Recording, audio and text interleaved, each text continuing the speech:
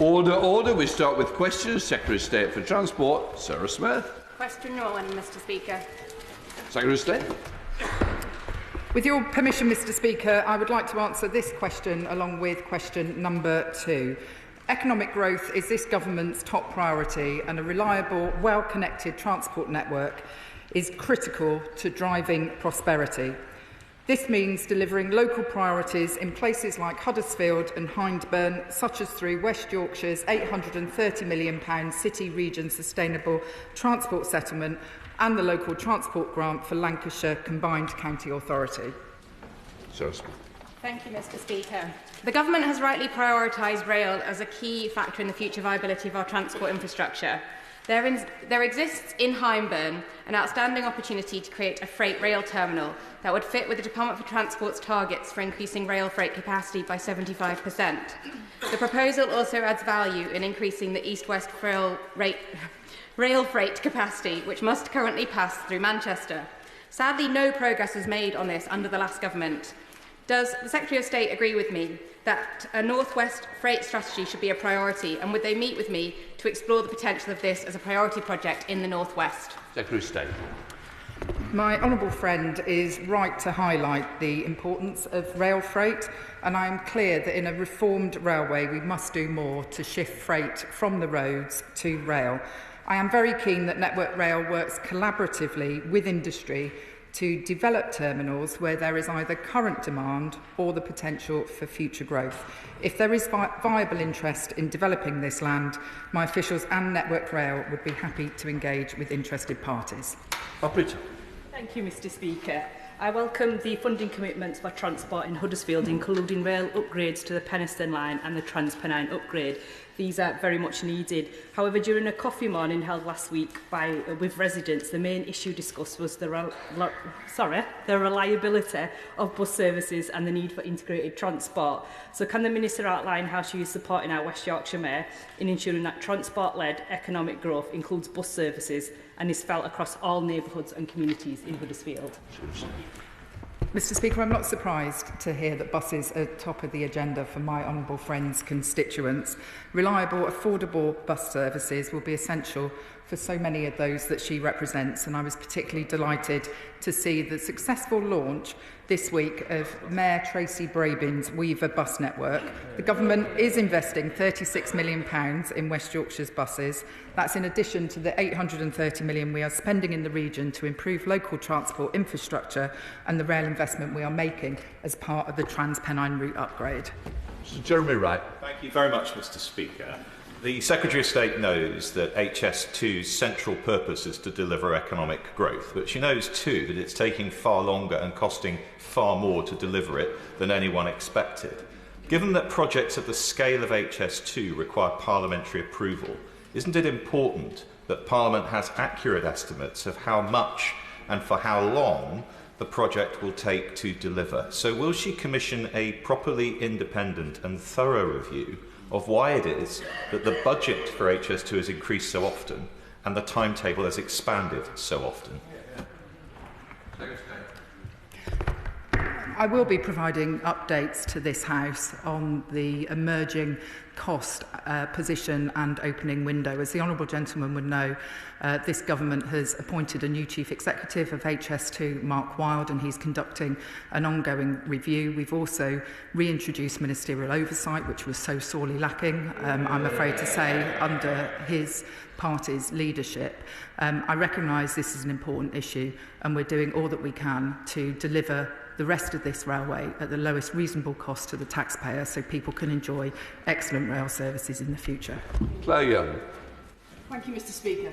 The Transport Secretary has recently refused to commit to keeping the £3 cap on bus fares outside London beyond the end of this year, leaving many in rural areas worried about just how much more they'll end up having to pay to get to work. Residents across my Thornbury and Yate constituency have already seen vital routes scrapped or scaled back, holding back economic growth. So can the Transport Secretary explain just what support will be made available to not only keep rural fares down, but to restore lost services? The Honourable Lady will know that this government stepped in to prevent soaring bus increases, given the decision of the last government to only fund a bus fare cap through until the end of last year.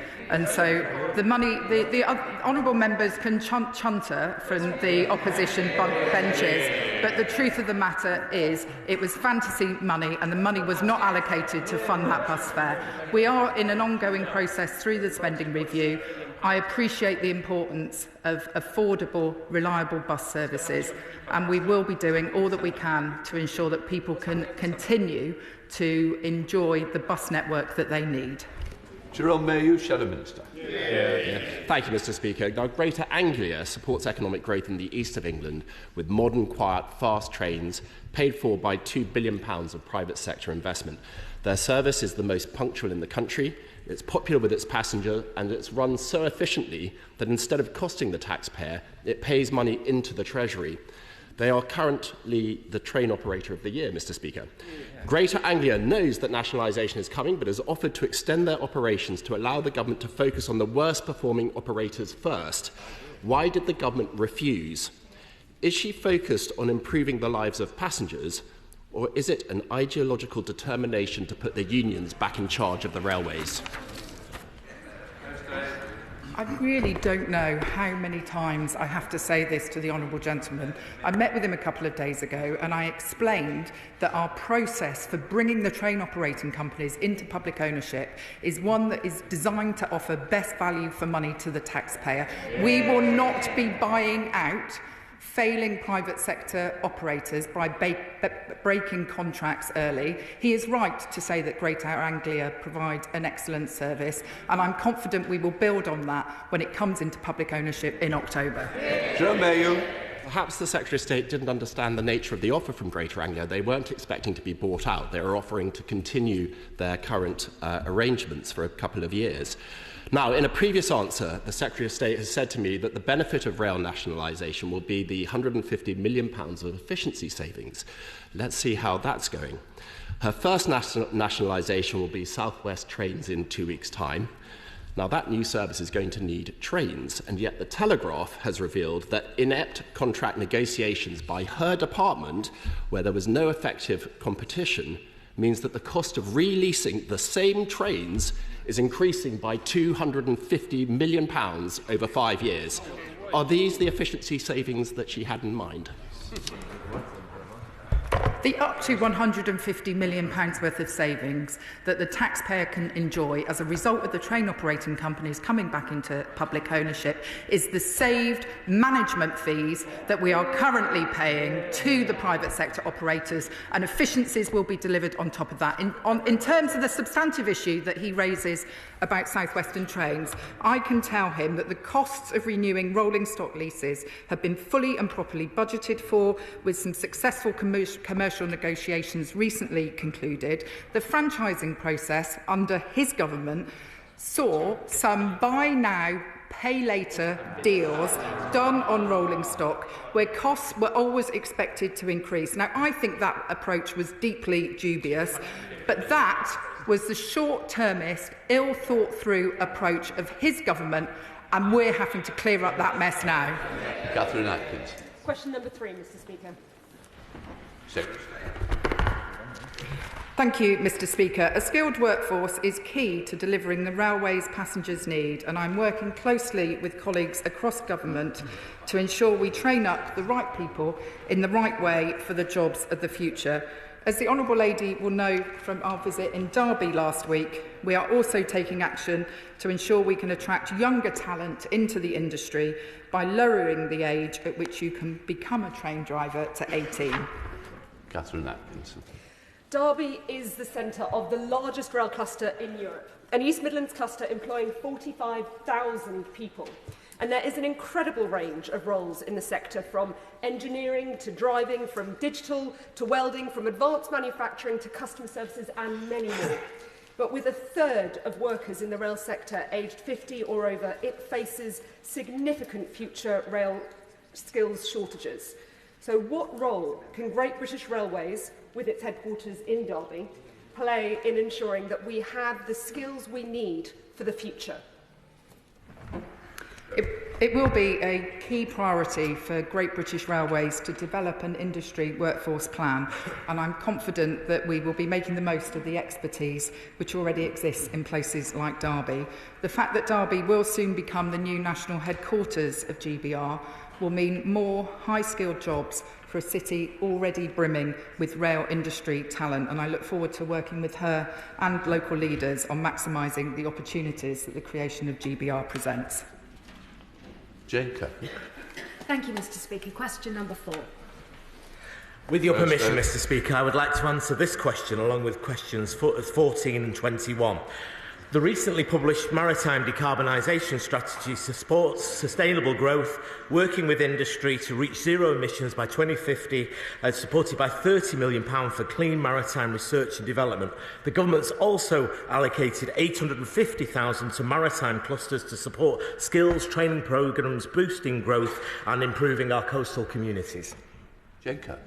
Thank you, Mr. Speaker. Cornwall has a thriving maritime sector, particularly in Falmouth, which is well served by training establishments like Cornwall Marine Network and Falmouth Marine School, and leading apprenticeship programmes across Falmouth. Much of this centres around our port of Falmouth. Will the Minister meet with me, the Ports Minister and officials from Treasury to ensure that government support reaches Falmouth Port and that Cornwall can take advantage of the new green jobs that will be provided by Port's upgrade? Well, the honourable member is a fierce advocate for the maritime community in her constituency. This government is committed to unlocking investment in UK ports, and I was delighted, Mr. Speaker, to see the £1 billion announcement by LS Cables into the Port of Tyne just yesterday, and this will be the first of many investments that we will see over the months and years ahead. We're streamlining regulatory and planning processes, updating our national ports, the policy statement for ports, which is long overdue, and we will make targeted investments through the National Wealth Fund, and I'd be delighted to meet with the honourable member. Thank you, Mr. Speaker. Dover Port has ambitious targets to be the first green shipping corridor. What are the government plans to ensure sufficient power supplies to the port for ships to plug in? I'm very grateful to the honourable member, such an important piece of infrastructure to our nation, and I was grateful to meet with Doug Bannister, the CEO of the port, just the other day to talk about these matters. This government is implementing a new strategic planning process and connections and reform to ensure that electricity meets future demands. We can have the greenest shipping corridors between our nations in the world if we do this right. Thank you, Mr. Speaker. Fleetwood in my constituency has a proud fishing industry, but currently our port is massively underused. The government's clean power mission is a huge opportunity for ports like Fleetwood to take advantage of jobs and investment brought by offshore wind projects. Will the Minister meet with me to ensure that the Port of Fleetwood gets the investment it needs to take advantage of these projects so that my community can start to rebuild after the last 14 years of austerity inflicted on them from the previous Conservative government? Minister. And this is so true. I was delighted to join the honourable member on a visit to Fleetwood Nautical College in her constituency just recently, and seeing the excellent facilities there and seeing what a fantastic advocate she is for the people of Fleetwood and its port. I also briefly met with the new owners, or the soon-to-be new owners of that port. So once that's finalised and they have plans to progress, I'll sit down with the honourable member and the new owners to see the potential of what we can achieve together there. Joe Roberts. Thank you, Mr. Speaker. Isle of Wight Ferry Company Red Funnel is controlled by Canadian pension funds. It's unregulated and charges Isle of Wight residents up to £400 for taking a return car ferry crossing. Does the Minister support that ownership model and pricing structure for a lifeline transport connection in the UK? I thank the honourable gentleman for his question. I could say it can cost you more on the Avanti up to Manchester, but that doesn't help his constituents in the Isle of Wight, who have been struggling for quite some time. That's why I went to the Isle of Wight, met with the honourable member and the council. We're establishing a local transport forum there, and we've agreed a number of ways forward, looking at ticketing and pricing and reliability of those ferries on the island, and I will continue to promise to be engaged, but I need the honourable member's help as well in this. Jim Shannon. Thank you, Mr. Speaker. Can I thank the Minister very much for his answers to the question? And in relation to the Honourable Lady for Blackpool and North and Fleetwood, I have also concerns about the fishing sector. In terms of maritime needs and coordination with net zero drives, with the push towards marine-based renewable energy, what discussion has taken place with the Secretary of State for net zero to ensure that the needs of the fishing industry are considered, weighted, and evaluation of the importance of the fishing sector is fully considered? Thank you. Thank you to the Honourable Member from Strangford. This is a huge opportunity for the UK. Clean energy mission by 2030 is an incredible target, and we are getting on with it. That means making big decisions with the Crown Estates, with our fishery, with DEFRA, with the Department of Transport, with DESNES. We are working together at pace, and you are beginning to see some of the fruits of this, like the investment in the Port of Tyne that I just mentioned, but the work is ongoing. Andrew Ranger. Thank you, Mr. Speaker. Question number 5. Secretary of State. Mr. Speaker, despite recent improvements, the performance of Avanti West Coast services in North Wales is still not good enough. Poor Network Rail infrastructure reliability also remains an issue.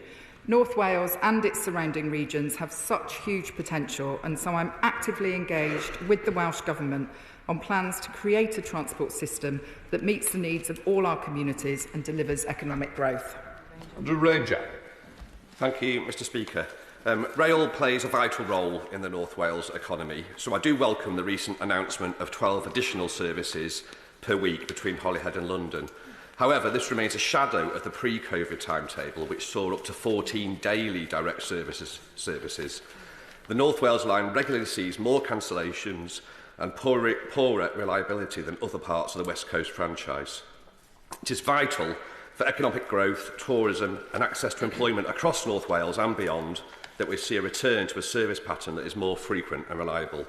Can the Secretary of State let me know what measures she is taking to ensure this happens?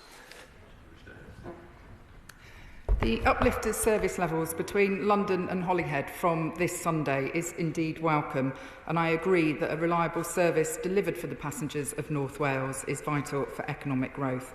I also recognise that Wales hasn't seen its fair share of funding historically, and I'm committed to continued rail infrastructure investment in Wales to release capacity and improve reliability. Anymore. Thank you, Mr. Speaker. The Midlands Rail Hub was backed by the previous government, and it will unlock and drive economic growth across the West Midlands and beyond, including into Wales, and improve the performance of existing rail services.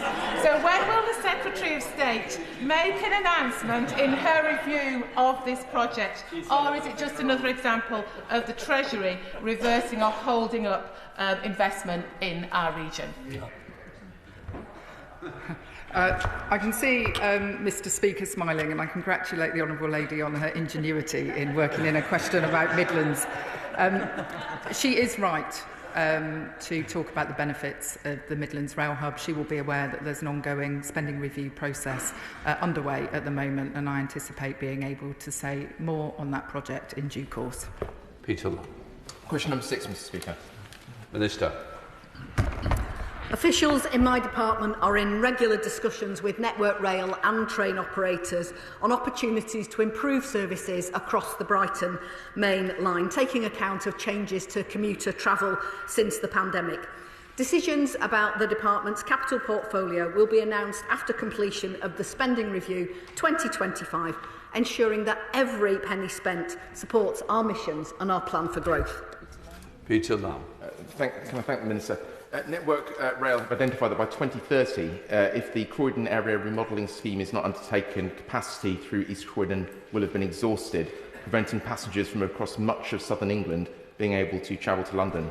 Given that the Department for Transport have outlined that they are minded to approve Gatwick's increasing capacity, almost doubling overall numbers, so long as 54% of those travel by public transport, which is in addition to that 2030 figure, could the Minister outline how that would be possible to be achieved without the works being undertaken?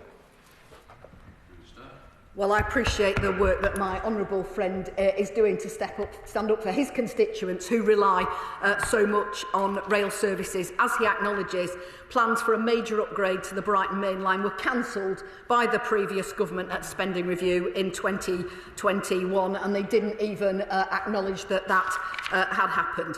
Network Rail are funded to progress the automatic route setting signalling technology to further enhance performance across the Brighton main line. Further decisions will be made after the spending review. Donald. Question number 7, please, Mr. Speaker. We're unlocking growth by progressing airport planning decisions and inviting third Heathrow runway proposals by the summer. A new UK airspace design service and support fund will drive airspace modernisation. We introduced the sustainable aviation fuel mandate in this House yesterday, which will support a revenue certainty mechanism to support UK production. Thank you very much, Mr. Speaker. Recently, Saxon Air, Norwich Airport and Norfolk and Suffolk County Councils launched Aviation East, a call to make East Anglia the heart of aviation innovation. We're already leading in the development of electric aircraft and early availability of sustainable aviation fuel, but we could do so much more to unlock growth and deliver jobs. Would the Minister outline how this government will support aviation in the East? I'm due to meet him soon, but will he also come to Norwich, take a flight in an electric plane and see what innovation is underway? Well, this government wants to see the UK maximise the benefits of the future of flight technologies, including flying taxis, both for the economy and for communities. We recently announced over £20 million of government funding to the CAA and the Future Flight Challenge to deliver the Future Flight programme this year. This joint programme between industry, government and the CAA will enhance drone capability by 2027 and flying taxis by 2028 in the UK skies. I would be delighted to visit her and Norwich in the airport in her constituency. Sir Roger Gale. Thank you, Madam Deputy Speaker. The Minister is well aware that the Government has supported and signed off on the development consent order for Manston Airport in my constituency. It is hoped and expected that the final private funding for that package will be in place and that work will start in the very near future. So will the Minister now reaffirm his support for the contribution that Manston can and will make to freight and growth in the United Kingdom? And can he also seek to expedite the necessary licences at the appropriate time? Well, I was delighted to spend my Easter holiday in his constituency cycling the Canty Way, which went straight past Manston Airport. So I stopped and took a look and a sup of water from my bottle because it was a hot day. I'm looking forward to the outcome of the talks and the funding, and I'll be happy at that point to look at the proposals from Manston and sit down with the Honourable Member to unlock that capacity. Graham Stringer. My honourable friend will be as aware as I am that the air passenger duty, which was introduced by a Conservative Chancellor more than 30 years ago, has been studied intensively, and every study shows that the cost of the tax, or the revenue generated from the tax, is much less than the benefit of abolishing the tax. Will he and the Secretary of State go and try and talk some sense into the Chancellor of the Exchequer and her officials to get rid of this tax and benefit both aviation and the economy? Well, I would never disagree with the former leader of my council, but on this occasion I may have to, as somebody who was a chairman of an airport who delivered an international runway, I pay tribute to him, the only one in this country in 80 years. Airport passenger duty is part of a rich mix of the aviation tapestry. But I would say this to the Honourable Member. Heathrow last month in April had 7.1 million passengers through its door, the largest number ever. Most airports and airlines are seeing demand go through the roof. That's because we're modernising the airspace. That's because we're decarbonising the fuel. That's because we're unlocking the constraints on our airports. And that's why we're seeing record passenger numbers. Vera Hobhouse. Thank you, Madam Deputy Speaker. I recognise the vital importance of the aviation sector, but any airport expansion, including that at Bristol Airport, should actually reflect the cumulative impact of emissions and our legal commitment to net zero. Does the Minister support the Climate Change Committee advice published last year that no airport expansion should proceed without a UK-wide capacity management framework? Yeah. Well, I can firstly congratulate Bristol for the excellent job it is doing, the growth that it is seeing. we have strict criteria over carbon emissions, noise, growth and pollution at our airports, and that is our guiding principle as a government. But we also want to see ambition locally in terms of growth, and those carbon budgets are fixed in. We still want to be net zero by 2050, even with the growth that is expected within our airports markets in the next few years. Shadow Secretary of State Gareth Bacon. Madam Deputy Speaker, as we approach the summer holidays, we know that many families are looking forward to the opportunity to get away. However, in what may come as concerning news, Labour's Employment Rights Bill could threaten passengers' abilities to travel without disruption or additional costs, and this is because in existing passenger rights legislation under Article 5, subsection C1 of UK 261, passengers are entitled to compensation if they are informed of cancellations less than 2 weeks before their flight. But the Employment Rights Bill reduces the required notice period for strike action in any industry from 14 days to 10 days, increasing the risk of last-minute cancellations, which could, in theory, cost airlines tens of millions of pounds, which could in turn lead to higher costs for passengers as airlines pass the expenses on to the travelling public. Does the Minister agree that the Government should maintain the 14-day notice period in aviation, putting the interests of passengers ahead of those of their union friends?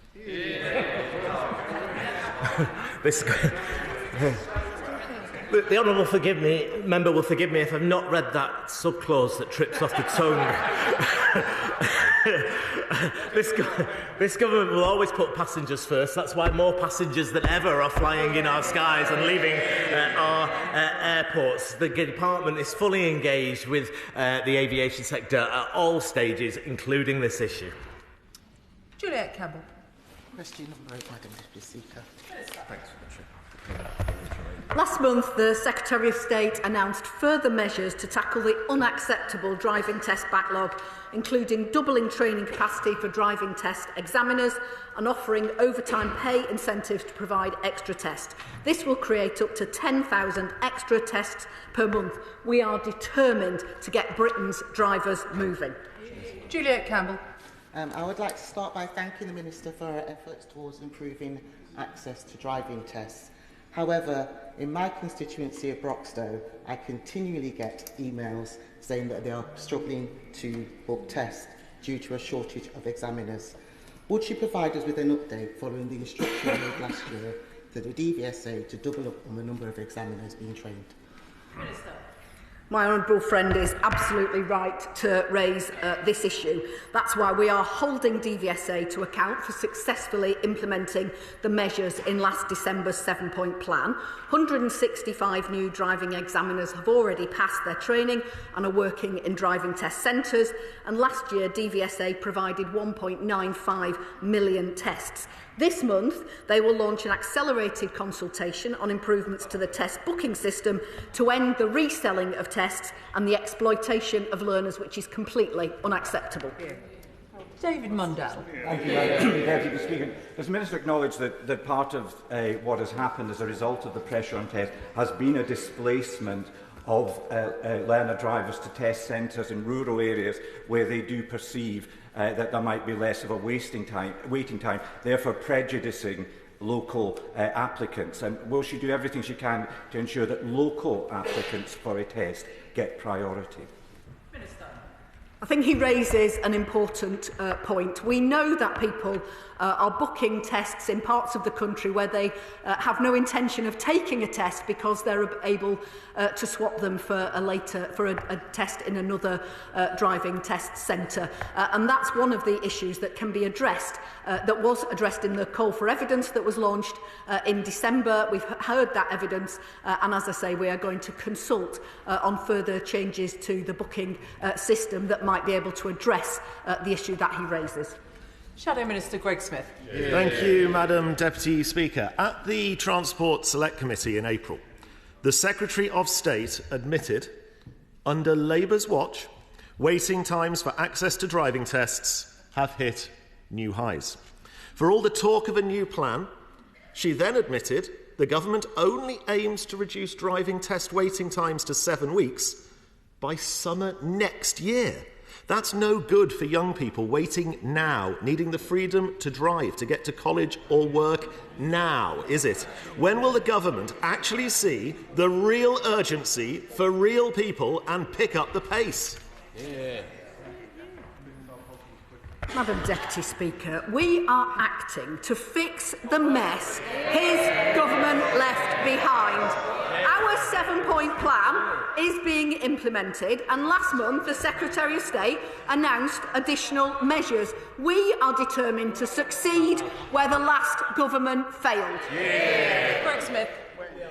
I don't think she's got the memo that she's in charge now. They can't hide behind the same old excuses, trying to blame others. As Madam Deputy Speaker, average test volumes are lower on a month-by-month basis now than in the previous 2 years. In Q1 alone, nearly 100,000 fewer tests were conducted than in the same period in 2024. The average waiting time for a driving test in the UK sits at 22 weeks, or over 5 months. This is up from 17.1 weeks in July 2024 and 20.4 weeks in February 2025, this year alone. For the government's promises, there has been no actual delivery. Why hasn't capacity increased? Or at the very least, stayed the same as when we were in charge? The honourable gentleman is not listening. We are implementing the 7-point plan, but turning around the mess that they left us and the problems takes time. I am determined that we will see the results, that waiting times will come down, and that we will support learner drivers. It can't be done overnight when we're trying to fix 14 years of mess. Liz Twist. Question 9, Madam Deputy Speaker. Minister. With your permission, Madam Deputy Speaker, I would like to answer this question along with question number 12. This government is committed to publishing a formal response to the consultation and announcing next steps for pavement parking as soon as possible. We're currently considering the consultation outcome, including the new views of many local authorities and the options for tackling this nuisance. Ms Twist. Thank you, Madam Deputy Speaker. So back in 2018, I had an adjournment debate on pavement parking after meeting then constituents of mine, Margaret and Laurel, who were both visually impaired. They told me, in fact, they demonstrated to me, that pavement parking prevented them from using pavement safely, undermining their independence and confidence and putting them at risk of injury. And my Bladen and Conflict constituents continue to raise these issues. Now, we saw little action on this issue under the last government. So can I ask the Minister, what progress is her department making on responding to that consultation and providing guidance to local authorities? Well, I welcome my honourable friend's question. The previous government failed to act, and like her, I am determined to tackle pavement parking. That's why I've met guide dogs, Living Street, Sustrans and Transport for All to discuss this very important issue, which is absolutely fundamental to safety and accessibility of our public realm. I can assure my honourable friend that I'm on the case, and I look forward to setting out the way forward very soon. Gagan Mahindra. Oh, sorry, Rebecca Paul. Thank you. I thank the Minister for that response, and I'm really pleased to see that she is committed to addressing pavement parking. It's absolutely essential that it's addressed for my constituents in Red Hill, where it's a real problem. And as the Minister will know, guide dogs have been running a campaign for many years now on addressing pavement parking, given the impact it has on those who are visually impaired. Given the Minister's enthusiasm for solving this, please can the Minister give us an idea of the timescales for delivering a solution? So not the recommendations, a solution, so that those with visual impairments and my constituents can navigate pavements safely. Well, I thank her for her support in acting to tackle what is a nuisance, not just for disabled people, but for children walking on the pavement, for parents pushing buggies and prams. It's really important that we get this right. I'm working speedily with my officials to do so, and I look forward to being able to announce the outcome of the consultation and our next steps shortly. Liberal Democrat spokesperson Paul Kohler.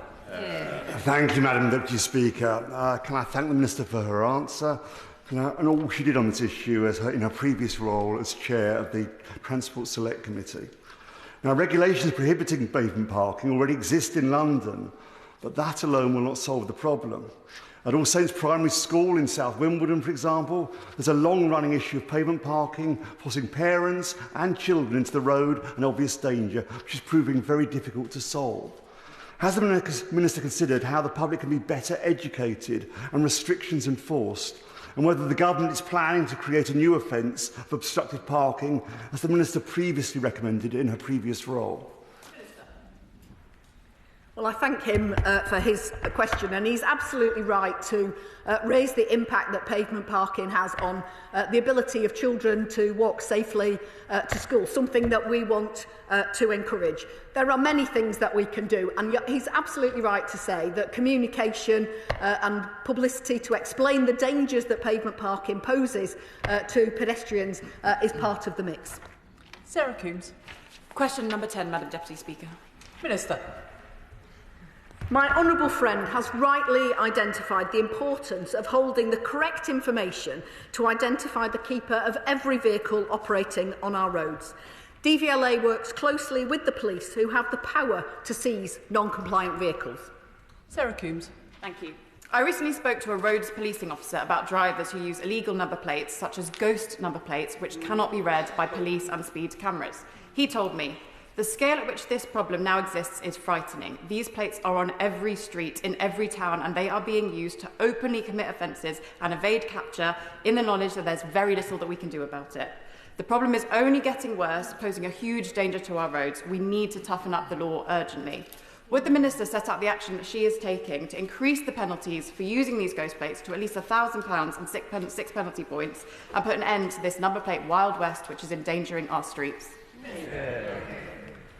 My honourable friend is a great campaigner, and she's absolutely right to continue to highlight this issue. It is already illegal to sell and display this type of number plate, but I recognise there's more to do. The DVLA is working with the National Police Chiefs Council, the Home Office, various police forces and trading standards in relation to the supply and use of these illegal number plates, and implementing stricter penalties and fines will be considered as part of our work on the new road safety strategy. Maggie Shanker. Number 11, please. Minister. With your permission, Madam Deputy Speaker, I'd like to answer this question along with question number 19. We are determined to end the pothole plague on our roads, which is the result of a decade of underinvestment by the previous government. We've provided an extra £500 million for councils this year to allow them to make an immediate start on this. Lawrence Turner. Thank you, Madam Deputy Speaker. Like in other parts of the country, people in Birmingham are fed up of potholes and drains that go uncleared after years of underfunding and short-term budgets. But unlike in other parts of the country, those services are provided under a historic PFI contract. Will the Minister update the House on when a decision will be made about the future of that contract and what steps she will take with local government so that Birmingham's roads do get better? My honourable friend has been absolutely dogged in raising this issue with me and the department, and I can assure him that we will make an announcement on the way forward as soon as possible. Following a consultation with the Council, we've been carefully considering their formal representations on this matter, and we're committed to working together in the best interests of his constituents, the people of Birmingham and the taxpayer. Maggie Shanker.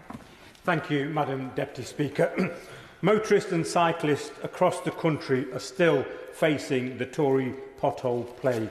In Derby, 17% of our roads are in poor condition due to Tory austerity. It's not right that drivers have to fork out hard-earned cash to the tune of a whopping £460 for repairs that are more severe than a puncture.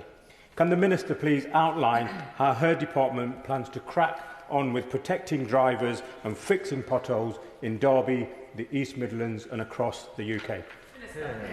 Well, I thank my honourable friend for his question. This year, we are providing local authorities in England with £1.6 billion of funding for roads maintenance, including more than £75 million for the East Midlands Combined Authority, of which Derby's share is over £4.3 million. They can now get on with the job. We've also introduced new reporting requirements, meaning that from next month, people will be able to see exactly what their councils are doing with that money. We will end Britain's pothole plague. Gagan Mahindra. Thank you, Madam Deputy Speaker. On-street parking makes up part of our local roads. In Kings Langley, my local high street is significantly suffering from the Lib Dem-led council imposing parking restrictions in a way that has caused confusion not just to businesses but to local residents. Can the Minister give any guidance to the Decorum Council on how to better communicate with residents to ensure that on-street parking is properly adhered to but not to the detriment of our high streets?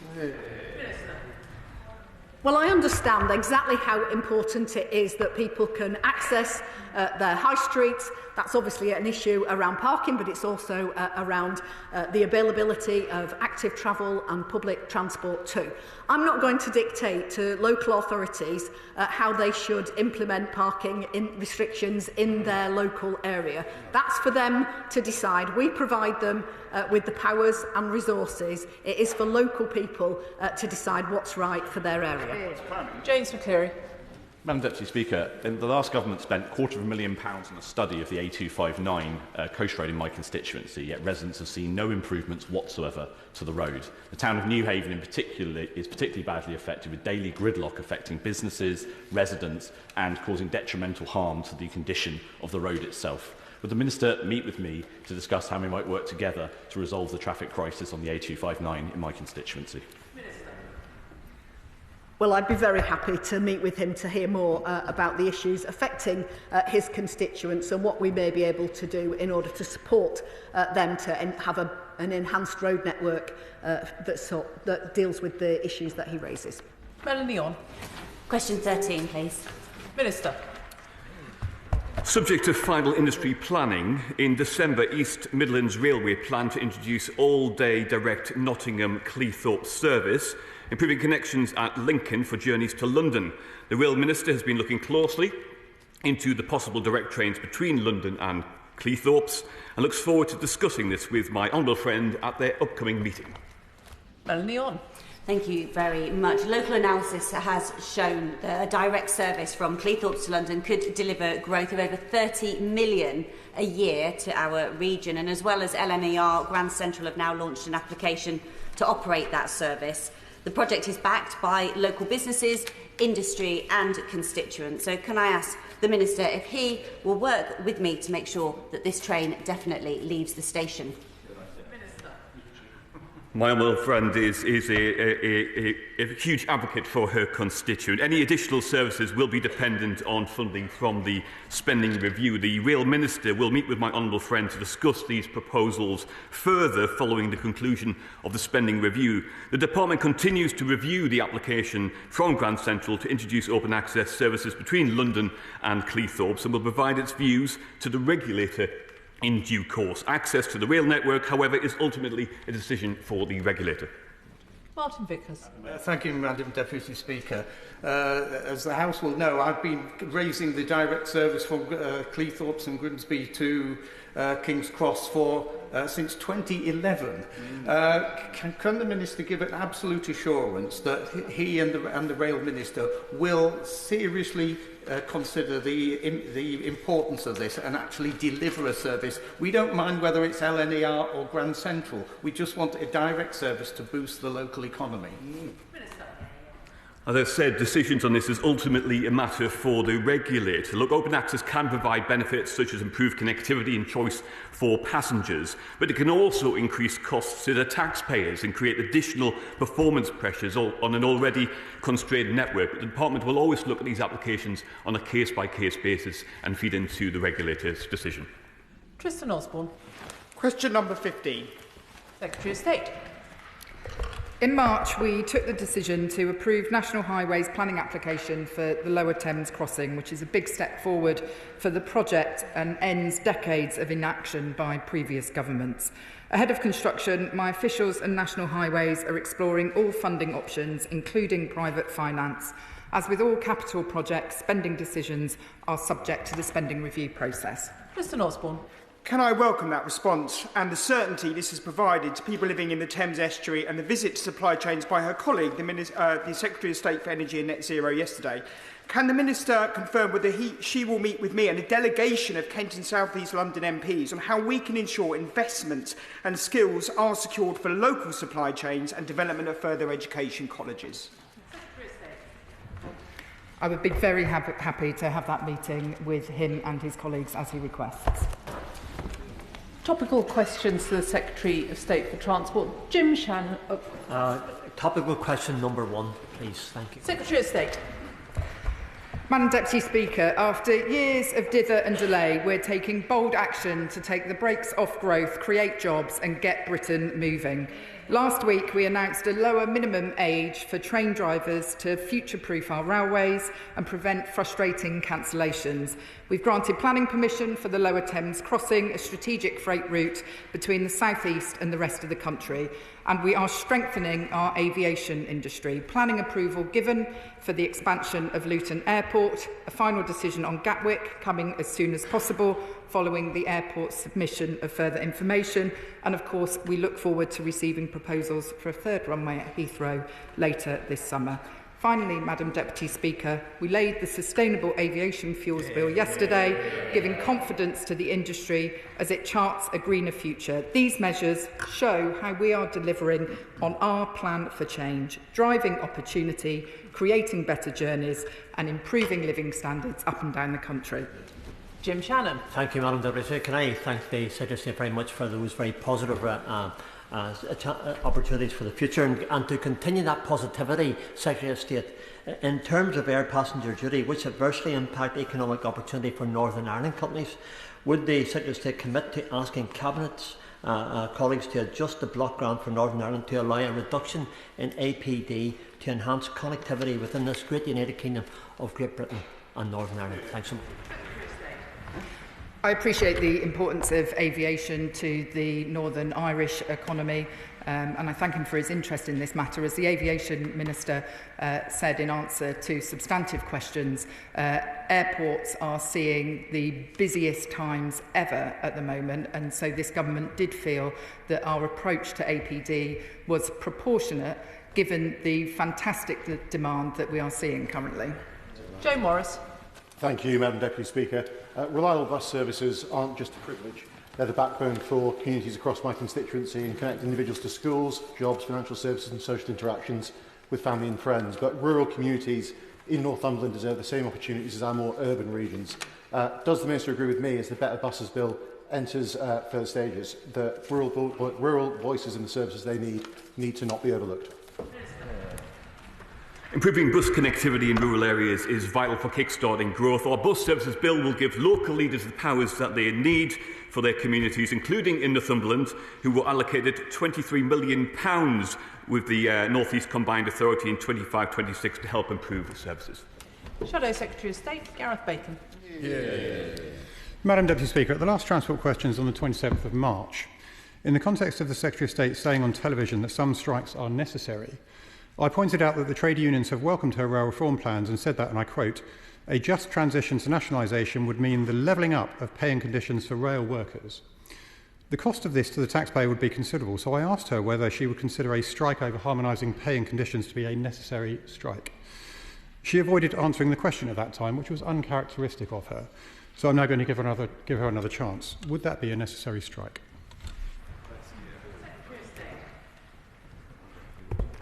My answer to the previous question I gave him was if, as an operator at the railway, we felt that it was necessary to take a strike on grounds of safety, then of course we would put the safety of the travelling public first, and that will always be the case. With regard to the harmonisation of terms and conditions, we need to bring legislation forward to establish Great British Railways, and there will be many discussions that we will have in a constructive way with our trade union colleagues, whilst ensuring that we provide value for money for the taxpayer. Ewan Steinbank. Thank you, Madam Deputy Speaker. Project Willow supports the potential sustainable aviation fuel has to bring jobs to Grangemouth if the right policies are in place, such as flexibility on the HEFA cap and expediency on the revenue certainty mechanism. What is the Department doing to urgently assess, integrate and implement the recommendations of Project Willow and support accelerated investment at Grangemouth? Well, I thank the honourable member who's a doughty champion for the Grangemouth refinery. What are we doing? We introduced the SAF bill to bring forward the revenue certainty mechanism to this House yesterday, Madam Deputy Speaker, and we are continuing to consider the Willow report and its recommendations. Liberal Democrat spokesperson Paul Kohler. Thank you, Madam Deputy Speaker. Following the fire at North Hyde substation, which closed Heathrow a few weeks ago, various lines on the London Underground were brought to a standstill by another power outage this week. It's clear we need to do more to improve the resilience of our transport energy infrastructure. So will the Secretary of State commit to a full review to ensure these incidents do not keep happening? There is a review being conducted by NESO about the Heathrow substation fire. The interim report has been published and we expect the full report on that. In addition, that will be coming in June and we expect the Heathrow report to their board in May. I do work very closely, and my department does, with all transport operators to ensure that they have robust resilience plans in place, and the government is conducting a review of critical national infrastructure to address broader questions. Jonathan Brash. Thank you, Madam Deputy Speaker. In Hartlepool, to make a journey of just 2.8 miles from St Hilde's School to the headland requires 2 buses and takes approximately 40 minutes. The Hartlepool Transport Users Forum and residents across the town have had enough. Other parts of the country are putting buses back into public hands. Will the Minister mandate Tees Valley Combined Authority to do the same for Hartlepool? I hope the Tees Valley Mayor is looking at the great work of Labour mayors that they're already doing across the country to transform public transport in their regions. Max Wilkinson. Thank you, Madam Deputy Speaker. Residents in Cheltenham remain extremely frustrated about the state of the roads. We've got too many potholes, and the approach taken to maintenance of our high street by the previous County Council administration run by the Conservatives has been substandard. The state of our Strand and the threat to our promenade are at the forefront of people's minds. We've finally had a change of administration. The Lib Dems are in charge of the County Council now. What can the Secretary of State and Ministers do to reassure me that they're going to be given the tools that they need to fix up our road and maintain our high street properly? The Department is providing Gloucestershire County Council with an extra £9 million of highway maintenance funding this year, taking its total funding to £35 million. That will allow the Council to get on with the job of fixing those potholes. Mike Clapp. Thank you, Madam Deputy Speaker. I'm absolutely delighted to see the Government pushing forward with the new Lower Thames crossing. Are there plans to explore widening the carriage in the parts that need it from the crossing to Dover to assist with trade transit? Improvements to the A2 as it approaches Dover are being considered as part of the pipeline of enhancements being developed for possible delivery in a future road investment strategy beyond 2030. Ben Obsejecting. Thank you, Madam Deputy Speaker. Last month I visited the Pidley Lorry Group to discuss their campaign to introduce a 7.5-tonne weight limit to prevent HGVs from using the village as a shortcut. Having been forced to use the self-funded route by Cambridgeshire County Council, the cost so far to them has been in excess of £7,000. And there are also similar examples affecting both Upwood and Alconbury, all 3 villages impacted by high volumes of HGV traffic. So what is the Government doing to reduce the bureaucracy and expense for our rural communities so they can maintain their quality of life and the safety of those who live there? Well, local authorities already have the powers that they need to restrict HGVs to certain vehicles or to place weight limits. If he wants to write to me with further details of the particular issues that he refers to, I'd be happy to look at that. Luke Charters. Thank you, Madam Deputy Speaker. My constituents in Bishopthorpe and Cotmanthorpe are sick of putting up with unsafe HGV movements, and children walking to school have been involved in near misses. Yet the Traffic Commissioner can't take this into account. So will my right honourable friend or my honourable friend meet with me to discuss this case? Well, traffic commissioners do consider road safety up to the point where the operating centre joins the highway, but beyond that, it's probably a matter for the local authority or the police. Whilst Traffic Commissioner independence is crucial and ministerial influence would be improper, I'd be very happy to meet my honourable friend to discuss his road safety concerns and how they might be tackled. Rachel Gilmore. Thank you, Madam Deputy Speaker. My constituents in Tiverton and Minehead face many challenges for transport connectivity. So will the Secretary of State meet with me to discuss the merits of the strategic outline business case set out by West Somerset Railway to reconnect the Heritage Railway line at Bishop's Lydeard to the main line at Taunton? This would allow students to access the only sixth form facilities that they have in Taunton. It would take the pressure off the number 28 bus, and it would massively improve our ability to entertain more tourists. Secretary of State. I know the Honourable Lady mentioned this to me a couple of days ago when I bumped into her, and I do regret to inform her that the department does not currently have any plans to take forward of a development link between Bishop's Lydeard and Taunton. I have, however, asked officials to reach out to the local authority to meet with them to discuss the merits of the scheme. Amanda High. Thank you, Mr Speaker. In the 60s, North West Leicestershire lost its only passenger rail service, the Ivanhoe line. In 2025, my constituents still have no direct access to the rail. Increasing connectivity of railways is crucial to securing economic growth. Will the Secretary of State share what her plans to improve access to passenger rail for those communities with no access currently? Minister. I'll be more than happy to meet with my honourable friend to discuss this further. John Milne. Thank you, Mr Speaker. Airports across the country are participating in the airspace modernisation review.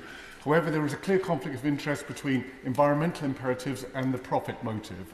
Will the Secretary of State undertake to introduce an independent member on each airspace review panel? I thank the honourable member for his question. This government's pressing on with airspace modernisation. We set up the UK Airspace Design Service, and I met the honourable member about this issue recently in my office. We continue at pace on this work, and we will be consulting widely. Sean Woodcock. Thank you very much, Mr Speaker. Every week on my journey to and from this place, I join constituents on overcrowded Chiltern Railways trains that are often advertised as standing room only. The oldest class of carriages operating on their network has an average age of 47 years. In light of this, can the department tell me what action they have taken to support their replacement, refurbishment, in order to help improve capacity, service reliability and passenger experience and comfort? Chiltern faces challenges with ageing trains and are engaged in commercial negotiations to replace their oldest Mark III carriages. The department is collaborating with Chiltern to ensure this procurement delivers long-term passenger benefits. Separately, the Chiltern Class 168 fleet is undergoing significant refurbishment, including interiors and reliability. The good job. Thank you, Mr Speaker. The 7:58 from Sunbury to Shepperton is used by a lot of 7:58 a.m. is used by a lot of my school children to get to school. But in a recent 6-day period, it was cancelled 4 days running, meaning the children are late for school. That appears on their attendance register, which follows them throughout life. The Minister's going to own South West Rail come the end of the month. Will she commit to improving the reliability and punctuality of that section of the line? Mr Speaker, with the transfer of South Western trains into public ownership in 10 years' time, the government is determined to turn this situation around. But I have to say we have inherited an abject mess from the train operating company, who over 6 years have failed to get the new fleet of Arterio 701 trains into service. Chair of the Select Committee, Ruth Catley. Thank you, Mr Speaker. At yesterday's Transport Select Committee, the Transport Minister outlined the measures the government is taking to reverse the 15-year decline in bus services. These will protect many bus routes at risk and maybe deliver a few more. But as the buses deliver growth and reduce congestion, does the government have a wider ambition to ensure that all rural and non-city areas in England have at least a basic level of bus service to ensure that everyone can get to school, jobs, shopping and public services without needing to be able to drive a car? I have to say, Mr Speaker, I really enjoyed my appearance at the Select Committee yesterday. Ultimately, we want people to be choosing to take the bus because there are better connections in every part of the country to get people to where they need to get to, more reliable, more affordable, faster, more integrated transport, and I hope to see that and debate this with members across the House as the bill proceeds. Stafford. Farnborough Airport's noise and emission pollution affects a significant part of my constituency. Farnborough has announced it will be launching its consultation to expand in August. This has obviously brought a lot of concern from residents' groups and campaigners who are worried that people will be away at this time. So what can the Minister do to ensure that there is maximum engagement with the public so that we ensure that we have a proper consultation? I want to thank the honourable member for his question. As he knows, this is actually a matter for Rushmore Borough Council, the local planning authority, for determination. He will appreciate that this is a live application, so it wouldn't probably be appropriate, Mr Speaker, for me to comment at this time. Catherine Fuchs. Thank you, Mr Speaker. Apologies. Businesses on the new House of Bulwark industrial estates in Chepstow are desperate to keep using the M48 Severn Bridge, which is going to be closed to lorries for at least 12 months. By the end of May, they will have to add at least 30 miles to their journey over the border, seriously affecting profitability and growth. Will the Minister meet with me and Monmouthshire County Council to find a solution, such as controlled flow, so that we do not hold back economic growth in Monmouthshire? Well, safety is our #1 priority, and the weight restriction is about future-proofing the bridge for years to come. But I know how disruptive it is when a key crossing is closed or restricted to traffic, and I'd be very happy to meet my honourable friend. Sir Jeremy Hunt. Thank you for squeezing me in, Mr Speaker. Is the Secretary of State aware that to access the platform at Ashvale Station in my constituency, you have to go up multiple flights of steps, equivalent to 2 or 3 floors, making it all but impossible for many older people and disabled people to use the rail network? Before she decides on how to allocate funding under the Access for All scheme in the spending review, will she or one of her ministers visit Ashvale, where we promise her a warm Surrey welcome? Doesn't always work. I'm aware that feasibility studies have been done on 50 Access for All stations, and we're reviewing the outcomes of those feasibility studies. I apologise to the right honourable gentleman for not knowing whether that his station in his constituency is one of those 50, but I will promise him that I will take it away and talk to officials about the matter that he raises. In Chorley's case, they started it, still not been finished. They abandoned halfway through. For Hazelgrove.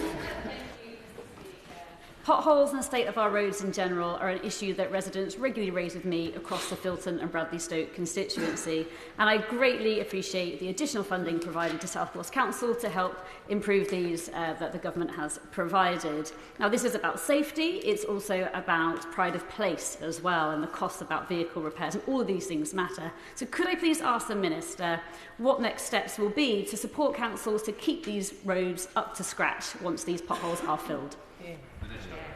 Well, I thank my honourable friend for her question. We are providing record amounts for local authorities this year, and we hope to provide a long-term funding settlement for local roads maintenance after the spending review. Jess Brownfellow. Mr Speaker, will the Secretary of State accept my very warm invitation to visit my constituency of Chichester and sit in traffic with me, so she can experience what my constituents do morning, noon and night on the A27, which is strangling economic growth in the area and preventing investment? Do you want me to? As tempting as the honourable lady's invitation is, I do regret that I won't be able to do that, and I won't commit the Roads Minister to doing that either, but I will ensure that we look at the matters that she raises and write back to her with an update on action that we think could be taken to improve the situation. My Alice. Thank you, Mr Speaker. Economic growth requires people to be able to get to work. This morning, yet another road traffic accident happened on the stretch of M6 motorway that goes through both our constituencies, which then has a hugely disruptive impact on the mainly small roads around it in my constituency. Yet again, my residents in Longridge, Grimsby and all the surrounding areas woke up to the prospect of another journey to work that takes 2 hours instead of 20 minutes, and this is becoming a monthly, if not weekly, occurrence. Will she meet with me to discuss what can be done? I'd be happy to meet her. Dudley Thomas. Mr. Speaker, in Bromsgrove, congestion on the A38 is making it nearly impossible for residents to get around easily. Yet, despite current investment, there is widespread scepticism that the Bromsgrove Route Enhancement Plan, known locally as BREP, will improve the situation. Does the Minister agree with me that investment in transport must deliver a tangible improvement in traffic flow, and will the Secretary of State meet with me to discuss investment in Bromsgrove so that we can keep Bromsgrove moving? Well, I understand his wish to get his constituents moving, which is something that we share. I'd be very happy to look at the particular concerns that he raises in relation to the A38, and I will, of course, contact him with further information. Final question, Daniel Francis. Thank you, Mr. Speaker. In 2022, the previous government cut a significant number of South Eastern services that my constituents and Bexleyheath and Crayford rely on. My constituents continue to raise concerns that direct services from London Charing Cross to Barnhurst and Bexleyheath during the evening and weekend should be reinstated. Could the Secretary of State provide an update on progress to reinstate these services? South Eastern plans services to meet passenger demand whilst ensuring value for money for the taxpayer. Timetables are kept under review and can be adjusted to reflect fluctuations in demand. I'm really pleased to say that 4 additional weekday evening services will be introduced on this route in December. Right, we'll let the front benches change over.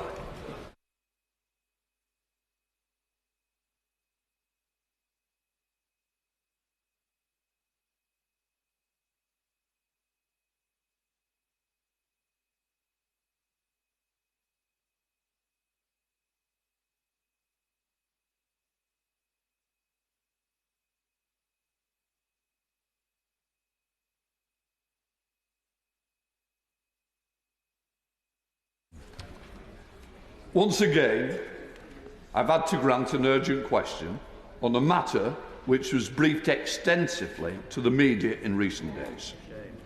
I recognise the written ministerial statement was issued, but I'm surprised that the government did not think that members will want an opportunity to question ministers on a very important issue. On Monday, the Home Secretary was unapologetic about the fact that details of the immigration white paper were given to the media, which started Sunday morning, before it was laid before this House, and long before she came to make her statement. I note that those who now occupy senior ministerial roles were not slow to complain when the previous government made major policy announcements outside this place. I will continue to uphold and defend the rights of this House, the rights of backbenchers to be here and hear it first. Most important announcements of the government policy and the right of honourable members to question ministers on those announcements in person. That was my position under the previous government, and it has not changed under this government. It is clear to me that the general principle set out in paragraph 9.1 of the Ministerial Code is being disregarded more often than it is observed. I will be writing to the Chair of the Public Administration and Constitutional Affairs Committee to invite that committee to consider the issues in more detail. Because if the government's not going to take the ministerial policies seriously, who will? So I've got to say, I don't like doing this. I believe I am here to represent all backbenchers. And backbenchers have the right to question ministers first. I'm not interested in Sky News or the BBC or political programmes. I'm here to defend all of you. I will continue to defend you. Please do not take MPs for granted. It is not acceptable. I know it's not the minister's fault, but the message has got to go back loud and clear. And when you're in the wrong, try apologising to the members that we represent.